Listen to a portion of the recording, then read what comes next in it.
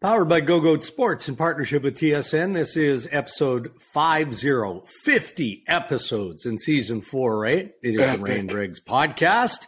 It is presented by our title sponsor, Canadian Club Whiskey. 50 episodes, man. How many have we done overall, Dregs? How many have we done, like, in total? Do we know that? Yeah, through 4 seasons. I got to say we're pushing 200, right? Because I think in the first 3 seasons we did around 40, 41, 42, something like that. So there's 325. Yeah, we're getting there. We're closing in on $1.80, so we'll be 200 plus by the end of the year.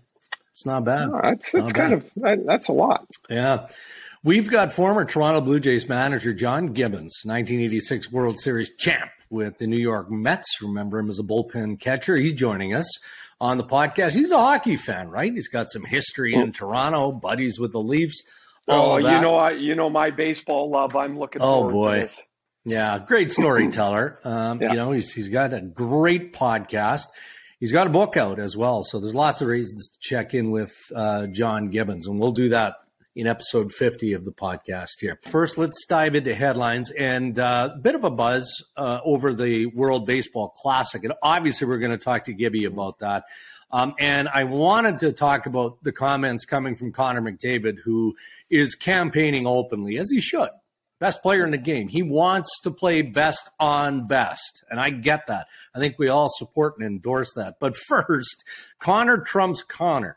Because on Wednesday night, he scores 59 and 60, right? Yeah. 10 games left. Can he get 10 goals in 10 games? Well, the obvious answer is, of course he can. Will he? I don't know if we can be sure of that. But your thoughts on all of that, including the Draisaitl plays, the 2 passes that he made in overtime that ended up in McDavid scoring number 60 against Arizona. Okay, a couple things. I got to be honest with you. I was hoping that McDavid was going to go dry for a couple of days because I got the Oilers in Vegas on Tuesday, and I wanted him to get his 60th on Tuesday. Of course he did. Yeah. So I was when he got the early one, when he banked it off Ingram's head, I'm like, nah, he's going to get another one. That's no good. I just think he's had an amazing year, and it's a pleasure to watch somebody play at this level because he's at a level that other people can't get to. Mm-hmm. So I'm watching the game on TNT last night, and they're talking about, can Connor McDavid be on the Mount Rushmore of hockey without a Stanley Cup championship?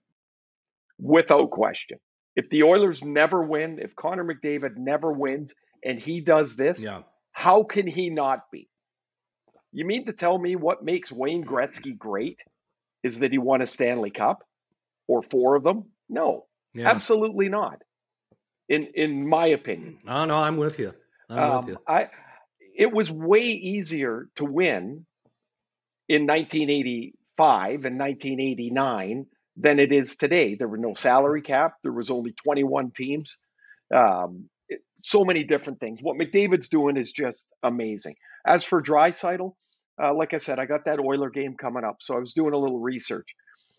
In the last 4 years, Draisaitl is second in the NHL in goals behind McDavid. He's 3rd in assists, right? Yeah. In the league. He's 2nd in points. He's 5th in faceoffs, and he's 1st in ice time for forwards. Mm-hmm. Like, Leon Draisaitl does not get the pub that he deserves, and everything that he does gets tied. Yeah. Oh yeah, but he's playing with McDavid. Mm-hmm. Yes, that is fortunate, and of course it can't be be ignored.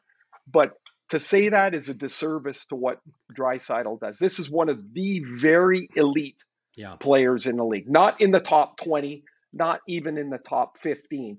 He's in the top 10. And look, you have an eye for this, but if you ask the coaches of the Edmonton Oilers, ask any coach that plays against Draisaitl, they will tell you his game of late, I don't know, 10, 15 games, call it whatever it is the best it's ever been, and not because of the offense, right? I mean, that's a big part of it, of course, but it's how well defensively he's playing. Like, the detail in his game now is really, really strong. Well, there comes a point where, you know, the points are awesome. and he gets them all the time. He gets them falling out of bed, but they want to win. Yeah. And so to win, you've got to do other things. Let's not walk past. I know this is about Connor McDavid, but let's not walk past what Draisaitl did in the playoffs last year. Yeah. He has a high ankle sprain. He's hobbling all over the place. It looked like he wasn't going to play. And then he has an amazing playoff, like an astounding playoff. Mm-hmm. I don't think Draisaitl gets the love he should be getting. World Cup of Hockey, Connor McDavid wants it. The star players of the National Hockey League want it. The Players Association wants it. I believe the NHL wants it. McDavid saying, look, we've been asking about this in hockey for a long time. Best on best. Now, what complicates it is somewhat obvious, and that's current events. You've got the Russian invasion, right? So do you just keep Russia out? All the Russian players aren't invited, Belarusians, all of that. And if you do that, then you're probably, well, if you don't do that is more important, then you're probably going to lose the Swedes, players from Czechia, the European federations, because in support of Ukraine, they're going to say, well, we're not playing in that if you're going to allow Russia back into international play. But how important is it? Like, can you imagine Sidney Crosby retiring from the National Hockey League, never having played with Connor McDavid? I mean, it's real when you look at it in those terms, right? It would be regrettable in many ways if this doesn't happen. As far as the Russian component of, it's legit. Of course it is. I think in some sense the tail's wagging the dog here. If by current events that the Russian players can't be in the tournament, then they're not in. And you run the best tournament you can run that does not include them. And I understand it's not, it's not their policy. It's not Artemi Panarin's policy, right? I understand that, but if the geopolitical decision and view is that they can't be in the tournament, then they can't be in the tournament. Yeah. You can't sit around and wait for the thing to sort itself out. What if it becomes something that lasts for years? Yeah. Like, you can only do what you can do. I've gotten this feeling that the tail's wagging the dog a bit here, and the World Cup of Hockey should go on. It would be an amazing event. And if, unfortunately, the Russian players can't be in it for right now, well, then that's the way it is. We'll have a look at both conferences early next week, because then you're going to be inside 10 games, or for unbelievable, some clubs, isn't it? It is wild. I mean, in the East, obviously, you've got the fight with the Penguins, the Islanders, the Florida Panthers right there. In the West, you've got the battle there with Winnipeg trying to hang on, and Calgary is sort of clawing into the mix. What about Nashville? Okay, we'll have a better handle on it after the weekend. I wanted to drill down on Toronto as we wrap up headlines, because Toronto's playing another desperate team in Florida tonight, right? Yeah. As we record this here on Thursday. Your thoughts on how they mismanaged the game Tuesday against the Islanders? There's a team that is hungry. The Isles were hungry in that game. I thought Toronto played okay in the first. They missed 3 glorious chances, but then turnover after turnover and bad decisions in the defensive zone.